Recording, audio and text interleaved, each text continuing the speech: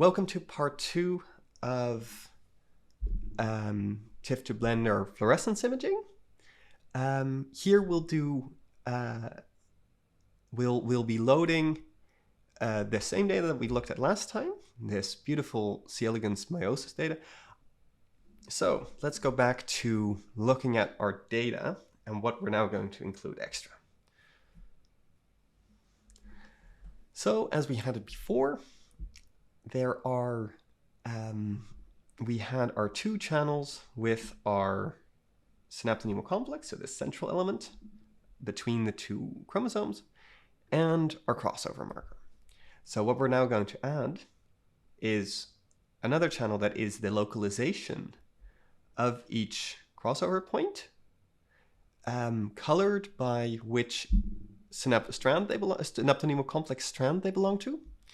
And with the same map, we will have our strands as they are traced in the Fiji plugin BigTrace, which is very nice to use, written by Eugene Katruka. And then we have these localizations of the spots, which were made with spotMax, which is made by Francesco Padovani, and is also really nice to use. And then we have, in our last channel, we have the quantification of the size of the spots that we also get from spotMax. So those are all of our channels. Let's see how we can load this in Blender. So here we are in Blender again. I've opened a new project, but if you were still busy with your old project, you can also just load new data together with the old data in a new project, in the old project. But for now, we're going to go through the first few steps again. So I'm going to delete everything in the scene with A and X. And then we can find in the scene properties our TIFF to Blender window and point this to our 5-channel data. This, again, I need to check that the pixel size is correct. This could also be set in the actual TIFF file itself. And then give the channels of the label masks. So here we have the first two channels, channel 0 and 1, are fluorescent data. Then channels 2 and 3 are label masks, and channel 4 is an analysis channel, but it does have linear values, so it is not a label mask. So this is why we're not loading this as a label mask. And then we press load TIFF, and we find again our box. If we put this in rendered view, we see all the things that we saw in the last episode.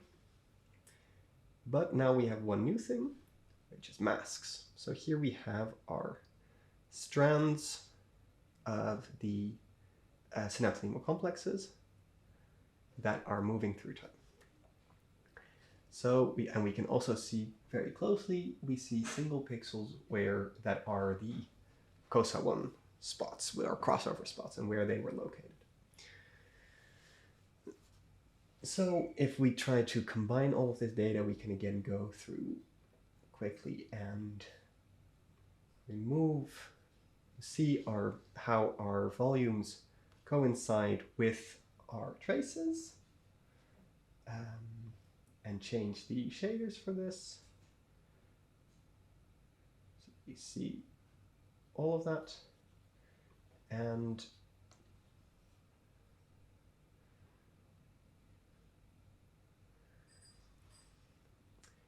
similarly, we can go back to our surface shaders and here to our surfaces, where I think it is really nice here that we can use the surface of our quantifications to show how big our spots actually were. So for our masks, we again get a clickable thing for which channels to include. Turn off the surfaces, we can see our single pixels here. And these all get a shader, which we can look at in the shading tab, or we can look at it here in our surfaces. So we have a channel 2 and a channel 3 shader, which by default gets the revolving MPL color map, MPL tab 10. So this is a matplotlib color map. But also loaded comes the Viridis color map. So if we add this to it, we can see that we get linearly from 0 to our highest value of our objects, we get a scaled, just a linearly scaled color map, which might be useful if you're looking for a specific unit or cell. Similarly, you can actually later also select specific object IDs, because this is actually a thing that is actually stored in each of these objects. So each of these are mesh objects, and these have an attribute, which is the object ID, which you can read out and also use in math and like select on this and only show specific object IDs if you so wish. But for now, let's keep it with the standard tab 10, because this is a categorical column map, and this is also, we want our 6 categories represented here. So now we are, we have our pretty volume, and let's make this slightly transparent, our surface 4, so it looks quite nice. We want to get an image that is not just a screenshot. I mean, I can take a screenshot of this right now, but an image that we can that actually fully renders it, and that makes a nice output. And to do this, we need to add a camera. So this is, for example, in the layout. You can do this in any viewport, but it might be easier in the layout. We can add, also with Shift A camera object. So this automatically got placed here. But what is nice is that we can do in View,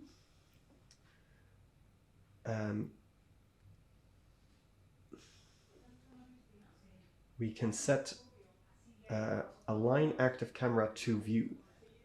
And so this is, now we are in our active camera, because this is always here. If you're in any view, you click here and there is a camera in the scene, you will get to the camera view.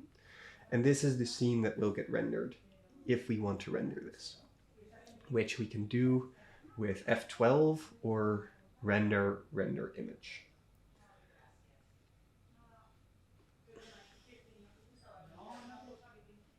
And so this rendering, I will slightly edit in post, because rendering takes, so where we take 8 of these ray tracing samples when we're normally rendering for the viewport, the default for TIFF to Blender, if we include the preset environment flag, is that it sets it to 64 samples, which takes more time to render. However, I mean, it's still, the default in Blender is, I think, 1024, so this is still quite minimal, but because volumes are very complex, this just takes a little bit more time.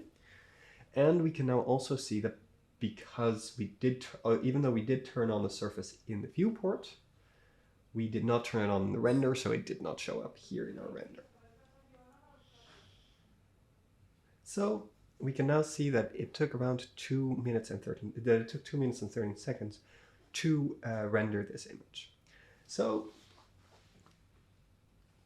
in the next video, we'll go over how to go from this to the full output video that we had in our first thing in the first video.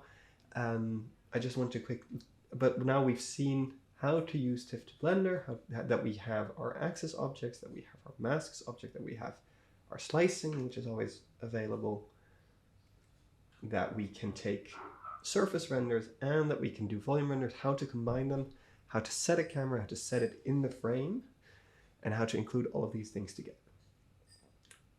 In the next episode, we'll try to make a full video, which will also include a little bit of Blender animation and a little bit of just how do we annotate data in Blender.